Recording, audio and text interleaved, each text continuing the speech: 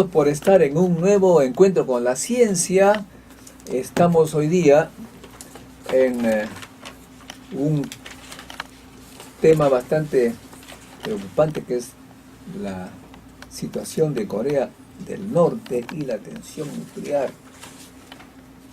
Para ello tendríamos que señalar que estos países que tienen pequeños potenciales nucleares, de alguna u otra manera se han servido de la crisis que hubo en los años 90, 96, porque con la caída de la Unión Soviética, muchos científicos que trabajaron por meses sin pago, no recibían salario en la Unión Soviética, pues partieron con su maletita llena de uranio o de plutonio.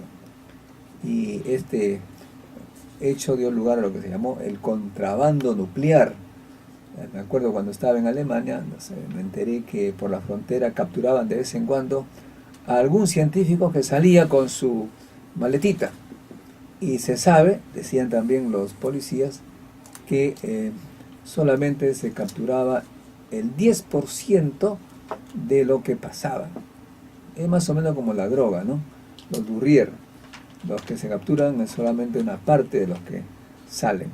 Esto significa pues que el combustible nuclear que sirve para las bombas atómicas comenzó a dispersarse primero a países amigos, entre los cuales pues ya conocemos quiénes son los amigos de los soviéticos, de los exsoviéticos, y por supuesto también algunos a vendedores, a especuladores, digamos así, de la energía nuclear.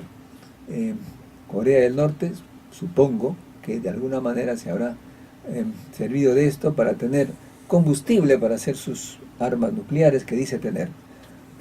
Bueno, sobre este tema vamos a conversar con el doctor Agustín Zúñiga, que es investigador del Instituto Peruano de Energía Nuclear, experto en reactores nucleares precisamente, y es presidente de la Asociación de Profesionales Nucleares del Perú, APN y PEN, APN Perú.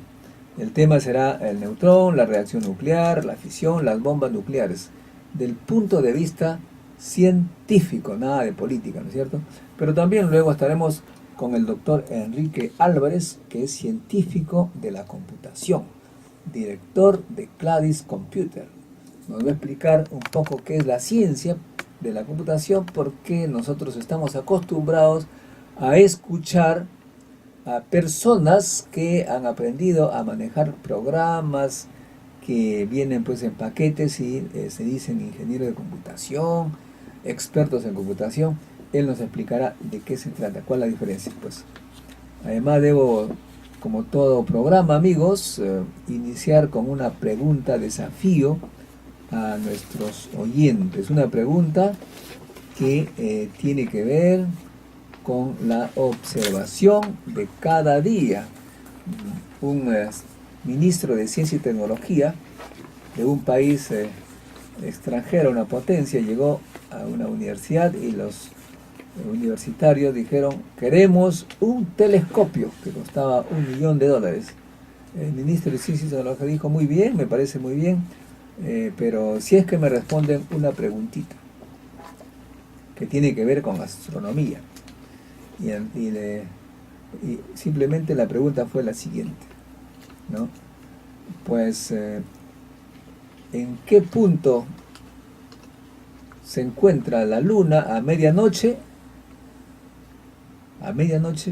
cuando está en cuarto creciente? Los universitarios que estaban allí, ninguno de ellos supo contestar. Entonces el ministro le dijo: pero si ustedes ni siquiera han observado con los ojos simples o han pensado en eso, que ven todos los días salir la luna, ¿para qué quieren un telescopio?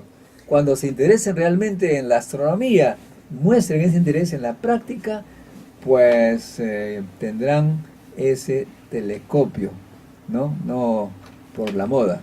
Bueno, nosotros le podríamos hacer esta pregunta, pero también otra adicional, amigos, para que piensen. Aquí también a nuestros amigos les hacemos esa pregunta de desafío. Nosotros desde la Tierra vemos cómo la Luna sale por el este más o menos y se hunde por el oeste como el Sol, ¿no? Eso vemos. Los astronautas que llegaron a la Luna observaron a la Tierra, muy hermosa, azul, etc. La pregunta es, estando en la Luna, donde estuvieron los astronautas, por ejemplo, se verá también a la Tierra que sale por un punto cardinal, por así decirlo, y entra, se hunde por otro punto. Repito, estando en la Luna, como por ejemplo donde estaban los astronautas que llegaron a la Luna, verán la Tierra así como nosotros vemos a la Luna, salir por un punto y entrar por otro. La respuesta la pueden hacer llamando al 225-3344, 225-3344, o bien enviando un mensaje electrónico a modesto_montoya@yahoo.com para invitarme a dar una charla, si es un experto, pues si contesta esto. También, amigos, debo señalar que todos los sábados a las 3:30, se lleva a cabo el curso internacional de ciencia y tecnología. Ayer estuvo el matemático Marcel Morales mostrando francés cómo se enseñan las matemáticas en forma lúdica. El próximo sábado, amigos, en Juan Alfaro 135 San Antonio Miraflores,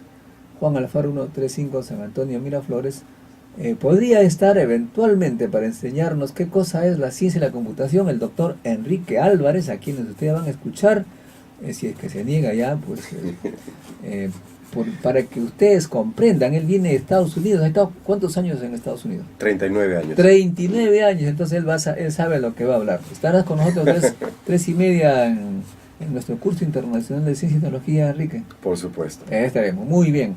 Ese va a ser un curso de lujo, amigos, para que conozcan lo que es un científico de la computación. Y también, por supuesto, acordémonos que el Encuentro Científico Internacional es del 31 de julio al 2 de agosto. Hay que inscribirse, es totalmente gratuito para el participante, no para los que organizan, por supuesto, en la página web www.encuentrocientificointernacional.org. Y también vean videos sobre ciencia y tecnología, política científica, etc. en cienciaperú.tv. Y la información sobre las actividades en cienciaperú.org.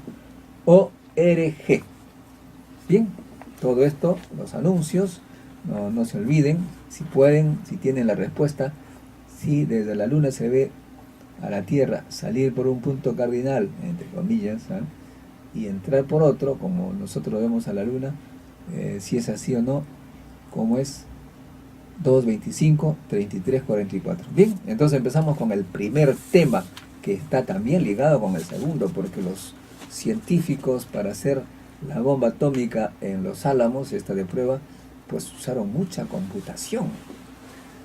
Agustín Zúñiga, gran científico, el único científico que conozco que es físico, doctor en física, y que se ha metido de cabeza al reactor nuclear de Guarangal. Digo, en forma figurativa, porque si así hubiera pasado, no lo tendríamos acá. Totalmente, yo desde que lo conozco está metido con los neutrones, el uranio, etc. Agustín, pregunta, ¿cómo se hizo la bomba atómica en Los Álamos? ¿De qué consistió esas bombas? Y cuál es, primero que nada, eso, ¿cuál fue el principio? Gracias por la invitación, Modesto. En Álamo Gordo se hizo la primera prueba de esa bomba que tú mencionas, que era, digamos, el objetivo del proyecto Manhattan.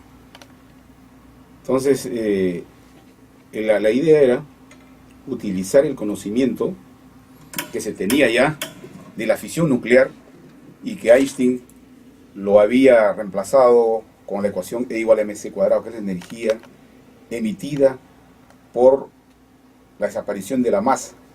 Entonces lo que hicieron ahí fue a efectos de que en Alemania estaría construyéndose un similar proyecto de una bomba encabezada por nada menos que Heisenberg, premio Nobel de Física en el año 1933, el 39 decide Szilard hablar con Einstein y le propone una carta que a su vez sea dirigida a Roosevelt. Roosevelt acepta esa carta y comienza a construir el proyecto Manhattan.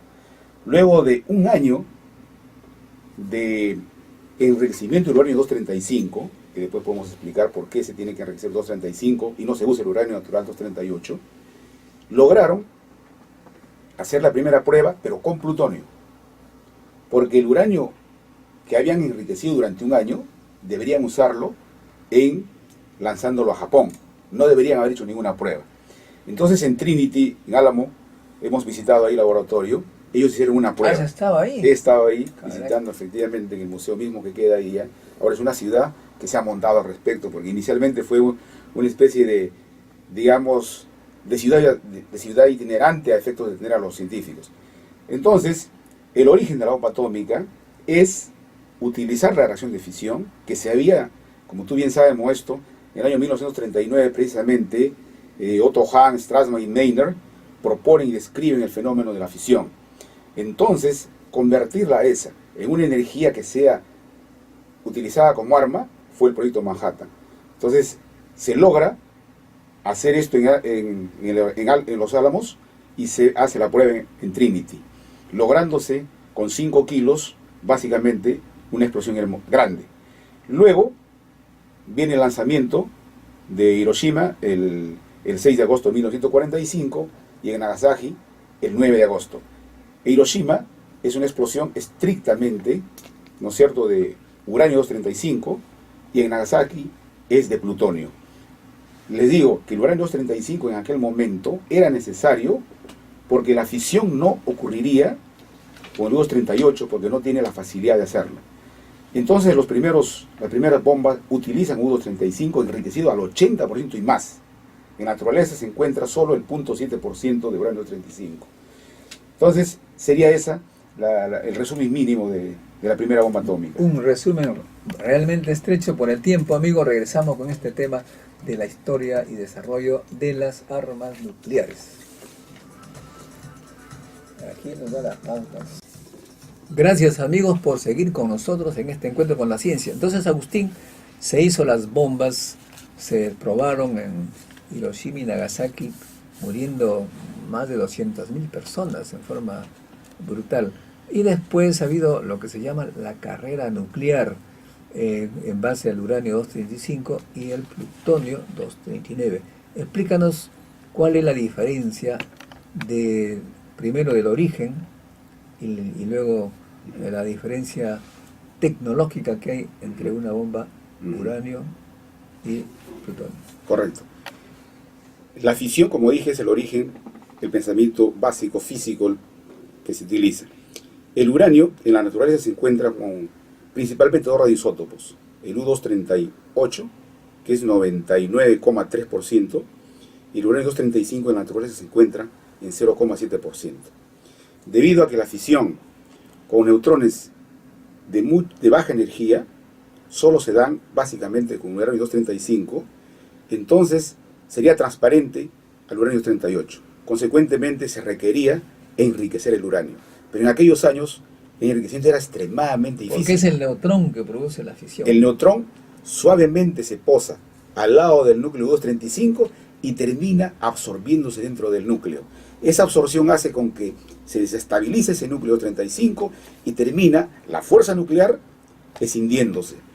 Esa fuerza nuclear la transforma. El uranio 238 no absorbe, pasa de frente. Es casi transparente a los neutrones. Entonces se requería tener más U-235 a efectos de aumentar el número de fisiones por unidad de masa. Entonces aumentar la densidad de fisiones se llama.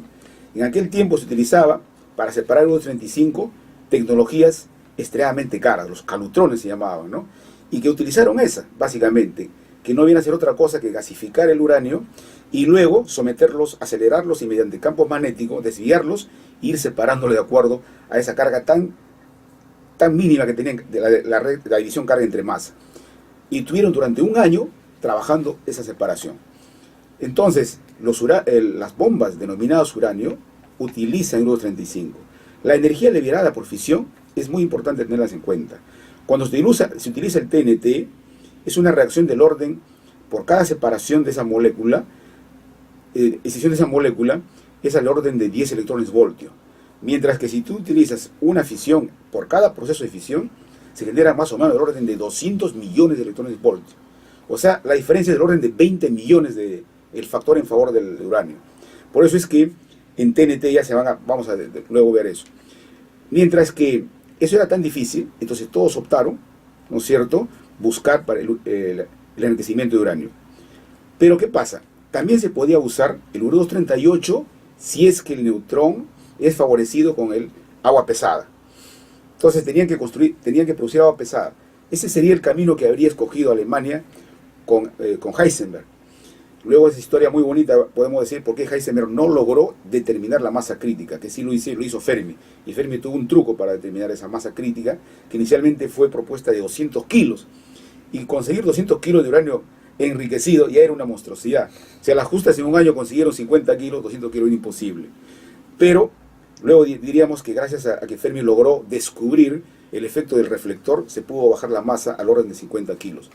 El uranio, en la fisión, sea plutonio o sea uranio, la energía es del orden de 20 millones por encima. Claro, aquí es bueno que el oyente sepa que esto de reflector y la absorción es importantísimo, porque el neutrón acá juega un rol capital. De cada fisión que se produce, un uranio fisiona y los dos pedazos se separan, pero cada pedazo emite un neutroncito que va a 2 o 3, que va a fisionar a un uranio vecino. Por eso es que se necesita que sea el uranio 35, porque el uranio 38 lo deja pasar.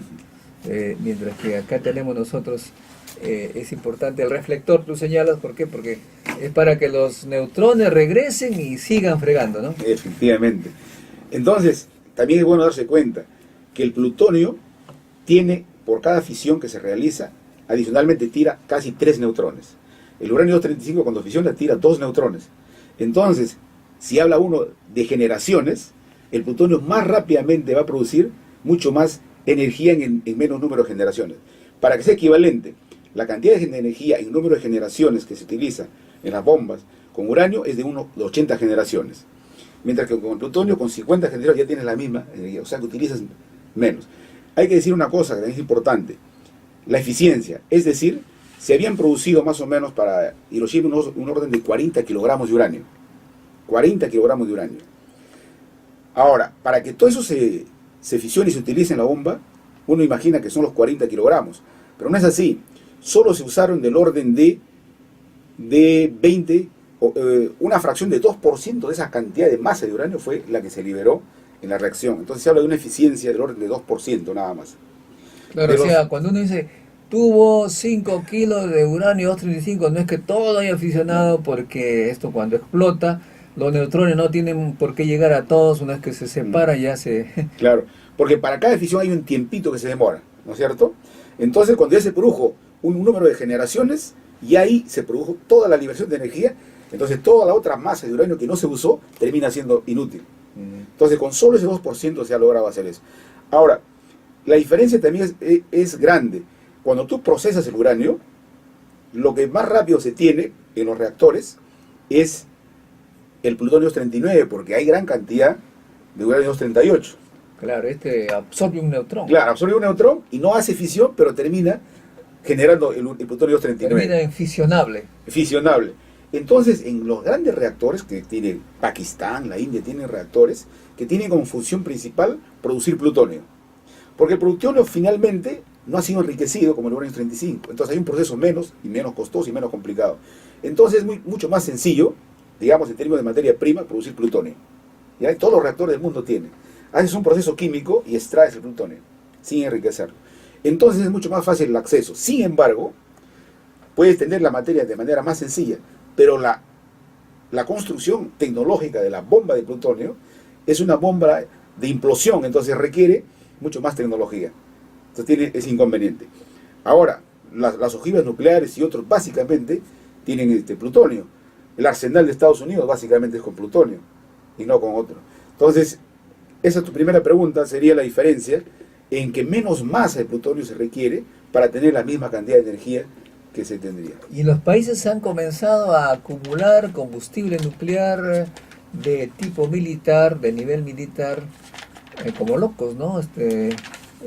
Me acuerdo, ya perdí la cuenta, pues, la cantidad de plutonio y de uranio que tienen los países, las potencias, se dice que es, pues, de centenares de miles de toneladas de plutonio, pero en suma lo necesario para destruir varias tierras. ¿Cómo es eso? Anteriormente se decía que hay que usar una sola bomba grandísima, pero y ahora se han dado cuenta que más efectos destructivos tiene si esa bomba de 50 o de, vamos a hablar de 100 kilotones o de 1 megatón, lo partes en varias, en lugar de que en un solo centro caiga toda esa energía, que ya sería energía más que suficiente para destruir ese entorno, mejor es lo parten en varios pedazos, digamos, de esa misma masa y hacen bombas más distribuidas. O sea, en lugar de tener una, pones 5, las 5 son más destructivas. Finalmente, te quería comentar esto nomás en lo que quería acá decir, para que tenga la gente en cuenta las reservas.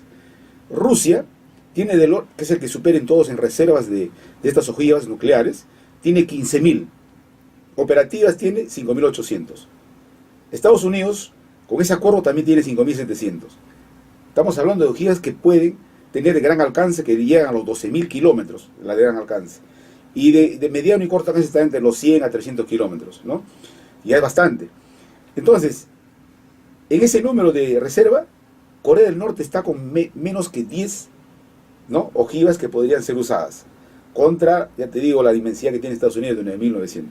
Por tanto, decir que Corea amenazaría es más bien un juego de palabras, porque con esas 10, menor que 10, no se dice cuántos tampoco, Irán todavía no se tiene, con que tire 5 o 4, le cae una lluvia de 100, lo desaparece. Entonces más bien es un posicionamiento que no vamos a tocar los temas políticos. Entonces yo diría que hasta ahí más o menos hemos dado idea de los reactores nucleares. Por ejemplo, la India tiene reactores nucleares que están ahí y ellos sí tienen permanentemente una cantidad determinada de plutonio. Por ejemplo, ellos tienen más o menos en plutonio produciendo en sus reactores del orden de 450 a 700 kilogramos de plutonio produce la India. Pakistán el orden de 450. Eso les da un margen, un alcance entre 20 y 40 bombas que tienen ellos. La India consecuentemente 50 y 55. Pero si el alcance de esos misiles que tienen con las ojivas, pueden prácticamente absorber a toda la India. India a su vez también, con lo que tiene, absorbe todo Pakistán. Más o menos el alcance que tendríamos, ¿no? Muy bien, amigos, vamos a seguir invitando a estas semanas al doctor Agustín Zúñiga para que nos explique otros temas relacionados con la energía nuclear. No hemos hablado sobre la bomba a fusión. De eso hablaremos la próxima semana, que es miles de veces más potente que la energía que las bombas de fisión de la que hemos hablado hoy día. Entonces manténganse ustedes en contacto con nosotros para que aprendan todo sobre la potencia nuclear en el mundo, que en una forma medio enfermiza las potencias están haciendo de combustible para, no sé, la amenaza de la vida, no solamente humana, la amenaza contra la vida en la Tierra está pues con estos arsenales increíbles de uranio y plutonio. Muy bien, hasta pronto pues, Agustín, muchas gracias por estar con nosotros. Quédate con nosotros para escuchar ahora la ciencia y la computación, porque como tú sabes, para hacer esas bombas se usó mucho la computación, ¿no? Regresamos.